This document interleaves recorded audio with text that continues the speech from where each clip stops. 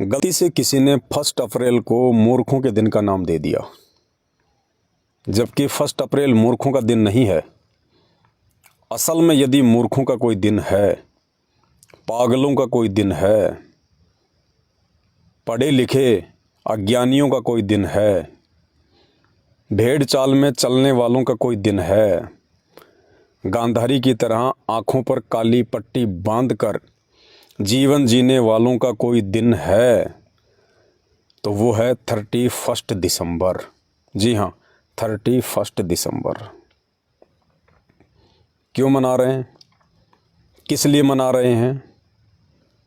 क्यों मनाया जाता है? इसके मनाने से क्या होगा? आज से पहले क्या हुआ? किसी को इन बातों से कोई लेना देना नहीं। जैसे ही रात के 12 बजने वाले होंगे, अपने अपने मोबाइल उठाएंगे, पटाखे छोड़ेंगे, डीजे बजाएंगे, happy new year, happy new year. बाप अपने बेटे को बोलेगा, बेटा दादा को बोलेगा, दोस्तों को बोलेंगे हैप्पी न्यू ईयर। अब ये हैप्पी न्यू ईयर बोलने का मतलब क्या है? इसका मतलब ये है कि आगामी 1 वर्ष तक तुम्हारे जीवन में खुशियाँ ही खुशियाँ आएंगी। तुम्हारा आगामी 1 वर्ष मंगलमय होगा। मैं तुम्हें बधाई देता हूँ। ये हैप्पी न्यू ईयर बोलने वाले क्या इस बात की लिखित में गारंटी दे सकते हैं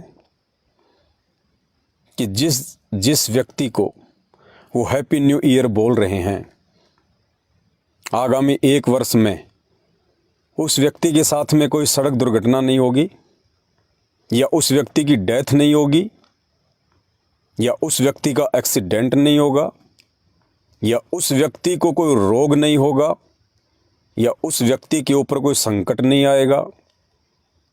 क्या वो इस बात की गारंटी दे सकता है? नहीं।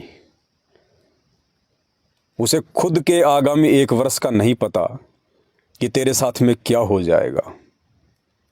फिर किस बात की बधाई, किस बात का हैप्पी न्यू ईयर? बहुत सारे लोग तो छतों पर मोबाइल से बात करते हुए नीचे गिरकर मर जाएंगे, सुबह न्यूज़पेपर में आएगी। दोस्त को बधाई देने के लिए सिग्नल के चक्कर में मकान पर चढ़कर बात कर रहा था, पैर फिसल गया, मृत्यु हो गई। दूसरों के मंगलमय जीवन की कामना करने वाले को अपने जीवन के विषय में नहीं पता। 1 सेकंड का भरोसा नहीं, 1 सेकंड आगे का पता नहीं, और दुनिया को साल भर की इकट्ठी बधाइयाँ देते फिर रहे हैं। इसी को कहते मूर्खता, मूर्खों का दिन। संत कहते हैं, ना जाने काल की कर डारे, किस विद डल जा पासावे, जिना दे सरते मौत खुड़क दी, उन्हानु केड़ा हंसावे। जिनके सर के ऊपर कच्चे धागे से कोई तलवार लटका दे और उस व्यक्ति को कोई कहे कि आप आराम से सोइए, निश्चिंत होकर सोइए, क्या वो व्यक्ति निश्चिंत होकर सो सकता है जो अपनी आंखों से देख रहा है कि तेरी गर्दन के ऊपर कच्चे धागे से तलवार लटका रखी है? वो चाहकर भी नहीं सो सकता, नींद आएगी नहीं उसको। ये दुनिया बेखबर, 31 दिसंबर मनाने वाले बेखबर दुनिया को रोज मरता हुआ देख रहे हैं। जब 2023 आया था, तुर्की में सबने मोबाइल पे एक दूसरे को बधाइयाँ दी थी, हैप्पी न्यू ईयर 2023। और तुर्की में भूकंप आया, रातों रात लाखों को ले मरा। क्या उनकी बधाइयाँ कुछ काम आई? दूसरों को बधाइयाँ देने वाले खुद ज़मीन में दफन हो गए। किस बात की बधाई? 2023 में भारत में बाढ़ से कितने लोग मरे? 2020 में कोरोना से कितने लोग मरे? किस बात की बधाई जब कोई गारंटी नहीं है? किस बात की खुशी? इसे कहते हैं मूर्खों का दिन। मूर्खों का दिन, जिसे खुद का नहीं पता वो दुनिया को गारंटी दे रहा है। इसे कहते हैं मूर्खों का दिन। और जिनको वो बधाइयाँ दे रहे हैं, आगामी 1 वर्ष में वो उनकी मैयत में भी जाएंगे। एक्सीडेंट होगा तब अंगूर का गुच्छा लेकर भी जाएंगे। और उस समय उनसे कोई पूछे कि भाई आप तो कह रहे थे कि आपका 1 साल बहुत अच्छा जाएगा, बहुत अच्छा गुजरेगा, फिर ये हॉस्पिटल में क्यों पड़ा है? इसकी टांग क्यों कट गई? इसका बेटा क्यों मर गया? आपने तो बधाइयाँ दी थी ना, फिर आपत्ति क्यों आई? कोई जवाब नहीं, सिर्फ फॉर्मलिटी, देखा देखी। और ये सब कुछ क्यों कर रही है दुनिया? इसलिए क्योंकि दुनिया को अभी आध्यात्मिक ज्ञान नहीं है। सांसारिक ज्ञान तो है, लेकिन आध्यात्मिक ज्ञान नहीं है। कुत्ता क्यों नहीं मनाता हैप्पी ईयर? गधे क्यों नहीं मनाते हैप्पी न्यू ईयर? इंसान के अलावा अन्य कोई भी प्राणी नए साल क्यों नहीं मनाता? होली दिवाली क्यों नहीं मनाते? बाकी तो सब काम करते हैं, वो बच्चे भी पैदा करते हैं, बच्चों का पालन पोषण भी करते हैं। इंसान के तरह उनके भी सारे अंग हैं, उनको भी सर्दी गर्मी हर चीज़ महसूस होती है, भूख लगती है, प्यास लगती है, प्यार प्रेम की भाषा वो भी जानते हैं। उनके पास में एक चीज़ की कमी है, और वो है विशेष बुद्धि। बुद्धि तो है उनके पास, लेकिन विशेष बुद्धि नहीं है। ये विशेष बुद्धि उस देने वाले परवरदिगार ने, उस देने वाले परमात्मा ने केवल और केवल इंसान को दी है। और हम उस विशेष बुद्धि को प्राप्त करके भी मूर्खों वाले काम कर रहे हैं। इसी को कहते हैं मूर्खता। ये शरीर, ये अनमोल रतन, ये मानव देह 84 लाख योनियां भोगने के बाद एक बार मिलती है। और ये हैप्पी न्यू ईयर मनाने के लिए नहीं मिलती। ये होली दीपावली मनाकर अपनी श्वास से बर्बाद करने के लिए नहीं मिलती। मानव जीवन की एक एक श्वास, उसकी कीमत का आकलन नहीं लगाया जा सकता। श्वासों पर हमारा जीवन टिका हुआ है। काउंटिंग करके वो देने वाला हमें श्वासें देता है। और जितनी श्वासें उसने दी हैं, जिस दिन वो श्वास पूरी हो जाएगी, उस दिन बहाना कोई भी बन जाएगा मौत का, ये शरीर छूट जाएगा। और दिया क्यों था ये शरीर? बर्बाद करने के लिए नहीं, ये मूर्खों वाली हरकतें करने के लिए नहीं, सिर्फ और सिर्फ परमात्मा की भक्ति करने के लिए, परमात्मा को पहचान के उसकी भक्ति करने के लिए। एक मौका दिया परमात्मा ने कि देख, मैं तुझे एक मौका दे रहा हूं, अगर तू ये मौका चूक गया, अगर तूने जीवन में कोई सच्चा गुरु धारण नहीं किया, तूने गुरु से नाम लेकर सच्ची भक्ति नहीं की, तूने फालतू की बकवादें नहीं छोड़ी, तो देख, ये शरीर छूटने के बाद फिर तुझे 84 लाख प्रकार के उन पशु पक्षियों कीट पतंगों के शरीर भोगने पड़ेंगे। फिर ना तू हैप्पी न्यू ईयर मनाएगा, ना तू मोबाइल चलाएगा, ना तू 56 प्रकार के भोजन खाएगा, ना तू होली मनाने के लायक न रहेगा, ना तू दीपावली मनाने के लायक रहेगा। और जो मौज मस्ती तुझे इस मानव जीवन में प्राप्त है, वो भी मनाने के लायक नहीं रहेगा। फिर भगवान हमें पशु पक्षियों के शरीर में डाल देता है। इसलिए भाइयों, किस बात की खुशी? पहचानो अपने आप को, पहचानो इस मानव देह को। मानव जन्म दुर्लभ है, ये मिले न बारंबार। जैसे पेड़ से पत्ता टूट जाए, वो वापस नहीं लगता डार। ये इतना अनमोल है, इसकी कीमत का कोई अंदाज़ा नहीं लगाया जा सकता और हम इसको बर्बाद कर रहे हैं। पल पल क्षण क्षण इन श्वासों को बर्बाद कर रहे हैं। सर के ऊपर तलवार लटक रही है और हैप्पी न्यू ईयर मना रहे हैं। सुबह का पता नहीं कि मेरे साथ में क्या हो जाएगा, मेरे परिवार के साथ में क्या हो जाएगा, रोड पर चलते चलते मेरे साथ क्या हो जाएगा। एक क्षण का भरोसा नहीं और डीजे पर नाच रहे हैं। 31 दिसंबर हैप्पी न्यू ईयर। आदरणीय संत गरीबदास जी ने कहा है कि ये संसार समझदा नाही और कहंदा श्याम दोपहरे नू, गरीबदास ये वक्त जात है रोगे इस पहरे नू। बाद में पछताओगे जब ये शरीर हाथ से निकल जाएगा। और ये मिट्टी का शरीर किसी भी क्षण तुम्हारे हाथ से निकल सकता है। वो परमात्मा ने कोई काउंटर नहीं लगा रखा हमारे माथे पर कि आपकी कितनी श्वासें बाकी हैं, लेकिन जितनी उसने दी है उतना ही चलेगा। कहते ना, जितनी चाबी भरी राम ने उतना चले खिलौना। भाइयों, ये मूर्खता छोड़ो और इस खिलौने में उस राम ने जो चाबी भर रखी है, वो चाबी खत्म होने से पहले पहले सच्चे संत की तलाश कर लो, सच्चा गुरु धारण कर लो। ये भक्ति करने के लिए परमात्मा ने मानव शरीर दिया है।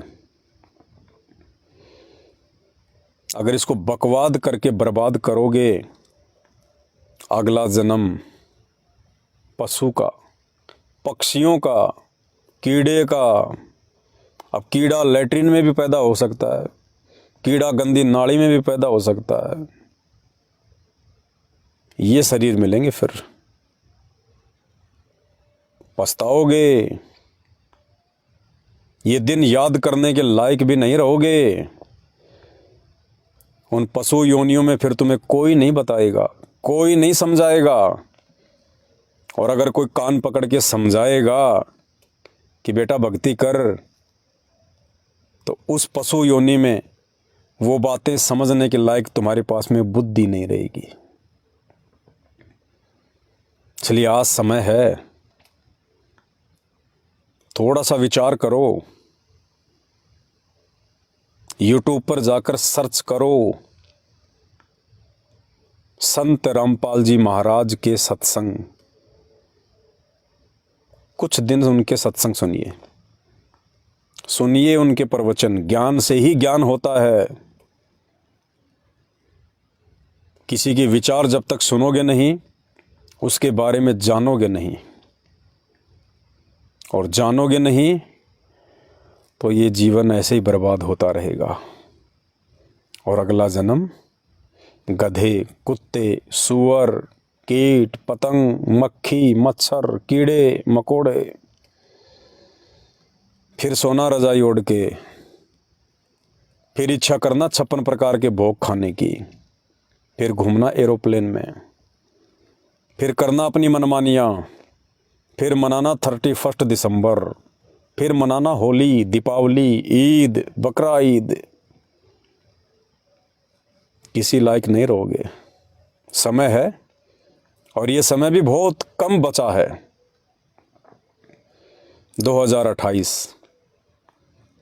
2024 से 2028 महाविनाशकारी समय।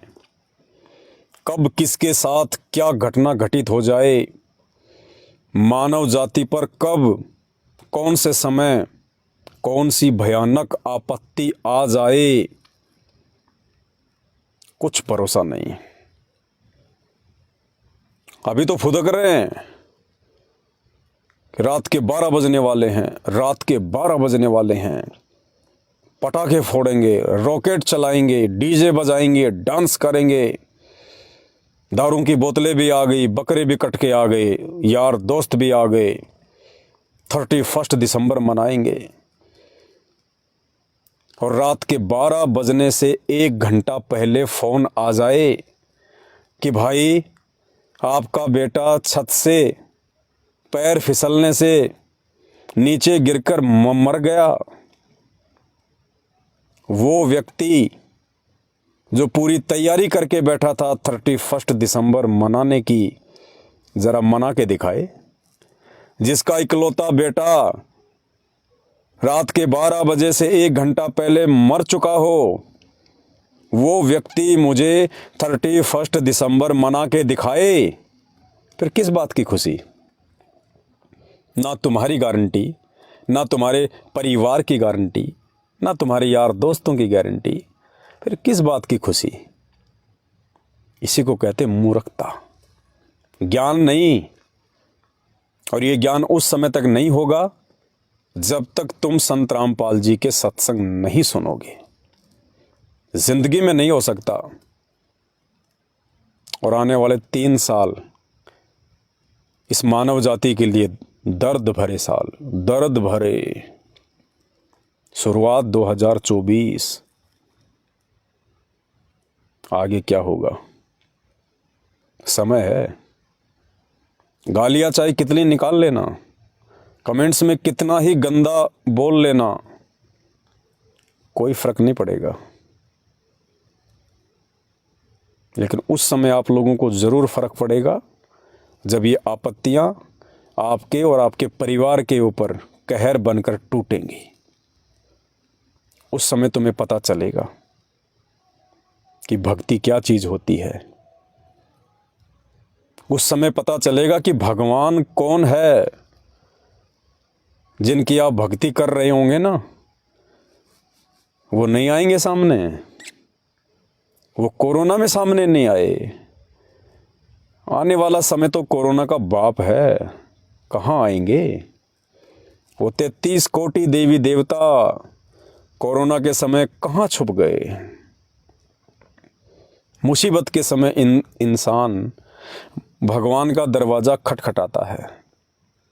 लेकिन जब कोरोना आया तो मुसलमानों का अल्लाह, सिखों का वाहिगुरु, ईसाइयों का मसीह, हिंदुओं का भगवान, सब ने अपने अपने दरवाजे बंद कर लिए। उन मुल्ला और काजियों ने, उन पाठियों ने, उन पास्टरों ने, उन पुजारियों ने, पंडितों ने दरवाजे बंद कर दिए। उन मूर्तियों के ऊपर मास्क चढ़ा दिया। आने वाला समय कोरोना का बाप है और उस समय कोई बचाएगा, वो भी दुनिया का बाप होगा। और वो दुनिया का बाप आज धरती पर आया हुआ है और उस दुनिया के बाप का नाम है संत रामपाल जी भगवान। अभी समझ में नहीं आएगी। जब तक सत्संग नहीं सुनोगे समझ में नहीं आएगी। मजाक लगेगा, मैं आपको मूर्ख लगूंगा। लेकिन जब वो आपत्तियां कहर बन के आएंगी तुम्हारे ऊपर बीतेगी, और जब तुम्हारे सभी देवी देवता, तुम्हारे भगवान, तुम्हारे अल्लाह, तुम्हारी वो इष्ट देव, तुम्हारे गुरुजन तुम्हारा साथ छोड़कर जा चुके होंगे, उस समय तुम्हें पता चलेगा कि भगवान कौन है। इसलिए समय रहते इन बकवादों को छोड़कर संत रामपाल जी के सत्संग सुनना शुरू कर दीजिए।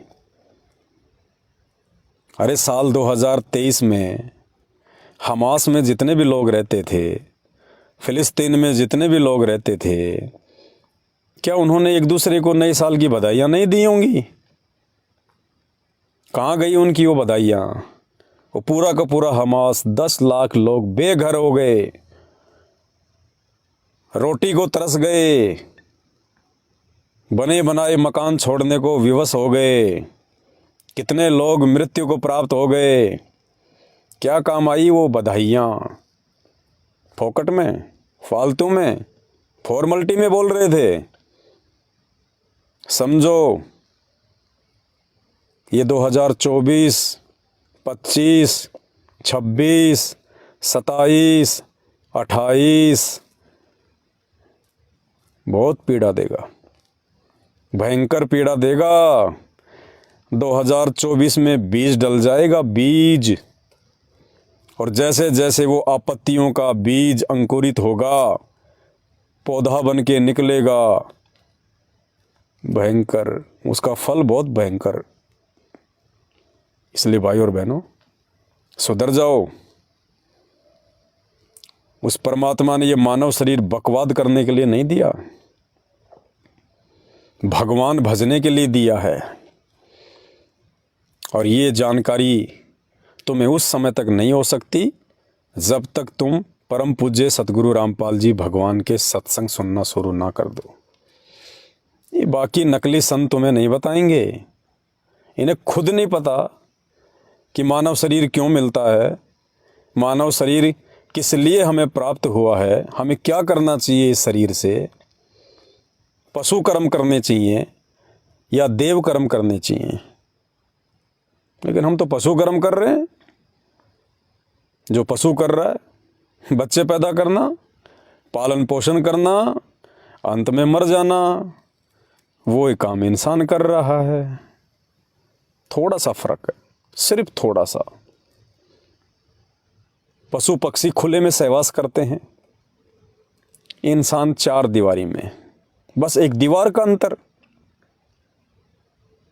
इंसान में और पशु में सिर्फ एक दीवार का अंतर।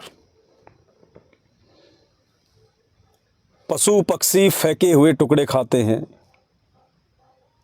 इंसान एक 100-150 रुपए की लोहे की थाली में डाल के खा लेता है।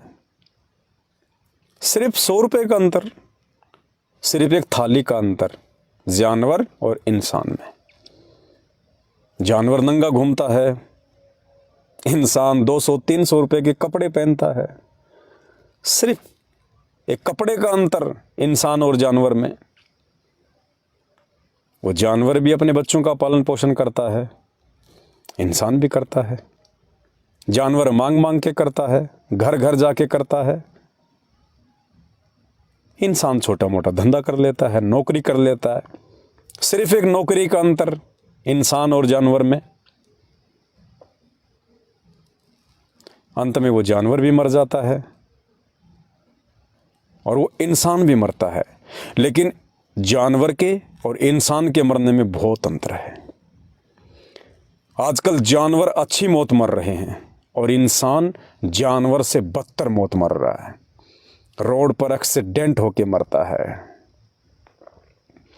आंतें बिखर जाती हैं, शरीर की चटनी बन जाती है, बीमारी से तड़प तड़प के मरता है।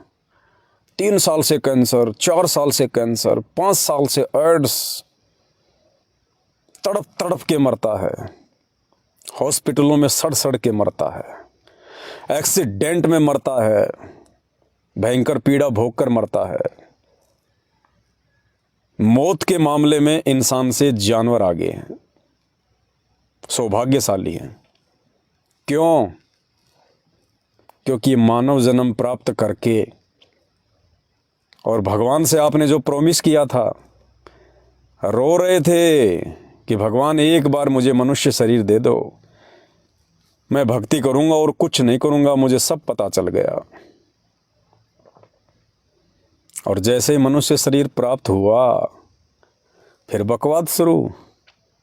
दारू के ठेके, मुर्गे की टांग, चोरी जारी, भ्रष्टाचारी, दादागिरी, सीना जोरी, काला बाजारी, रिश्वतखोरी, गुंडागर्दी। अगला जन्म कुत्ते का, अगला जन्म गधे का, अगला जन्म सूअर का। फिर करना दादागिरी, फिर करना भ्रष्टाचारी, फिर लेना रिश्वत किसी से, फिर करना गुंडागिर्दी। समझ जाओ, सुधर जाओ भाइयों, समझ जाओ, सुधर जाओ। इन बातों को सीरियस होके परम पूज्य सतगुरु रामपाल जी भगवान के सत्संग सुनना शुरू कर दो। धरती पे कोई बचाने वाला नहीं है दूसरा। जिस कल्कि को तुम भविष्य मालिका में खोज रहे हो, जिस कल्कि को तुम नास्त्रदमस की भविष्यवाणी में खोज रहे हो, जिस कल्कि को तुम बाबा वेंगा की भविष्यवाणियों में खोज रहे हो, वो कल्कि है संत रामपाल जी। भगवान आएगा, सर पर सींग लगाकर नहीं आएगा, नाश से पहले आया। भगवान को उसके विचारों से पहचानना पड़ेगा, सत्संग से पहचानना पड़ेगा। और ये पहचान केवल इस मानव शरीर में हो सकती है। कुत्ते को सत्संग सुनाओगे समझ में नहीं आएगा, गधे को प्रवचन सुनाओगे समझ में नहीं आएगा। ये स्पेशल बॉडी, स्पेशल शरीर परमात्मा ने इतनी भयंकर रचना केवल इस मानव शरीर की है। ये केवल परमात्मा प्राप्ति के लिए मिला है। समझ जाओ, ये 2024 खुशियों का साल नहीं है, ये आपत्तियों का साल है, संकटों का साल है, भूकंपों का साल है, भयंकर पीड़ाओं का साल है। तुम्हारी बधाइयाँ कुछ काम नहीं करेंगी, तुम्हारी शुभकामनाएं कुछ काम नहीं करेंगी। दूसरों की तो छोड़िए, तुम्हारी शुभकामनाएं तुम्हारे खुद की भी काम नहीं आने वाली। इसलिए अंत में फिर कहूँगा, इस शरीर को बकवाद में नहीं, भगवान की प्राप्ति में लगाओ। ये श्वासें गिन गिन के मिली है, हिसाब लेगा वो, हिसाब। यूट्यूब, मोबाइल, सर्च संत रामपाल जी महाराज सत्संग, नहीं तो खून के आंसू, खून के आंसू।